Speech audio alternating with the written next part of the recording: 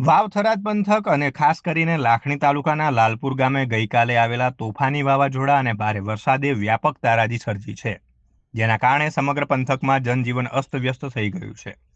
પ્રાપ્ત વિગતો અનુસાર પ્રચંડ વેગથી ફૂંકાયેલા વાવાઝોડાના કારણે લાલપુર ગામમાં અનેક કાચા મકાનો અને પશુઓના પતરાના શેડ હવામાં ઉડી ગયા હતા.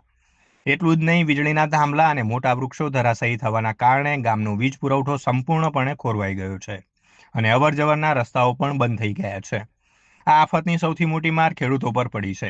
ખેતરોમાં ઉભેલા પાક આડો પડી જતા ધરતીપુત્રોની આખી સિઝનની મહેનત પર પાણી ફરી વળ્યું છે અને લાખો રૂપિયાનું નુકસાન વેઠવાનો વારો આવ્યો છે. લાલપુર ગામની આ કપરી પરિસ્થિતિને ધ્યાનમાં રાખીને સ્થાનિક ગ્રામજનોએ વહીવટીતંત્ર પાસે વહેલી તકે નુકસાનીનો સર્વે કરાવી ખેડૂતોને યોગ્ય વળતર ચૂકવવાની નમ્ર માંગ કરી છે.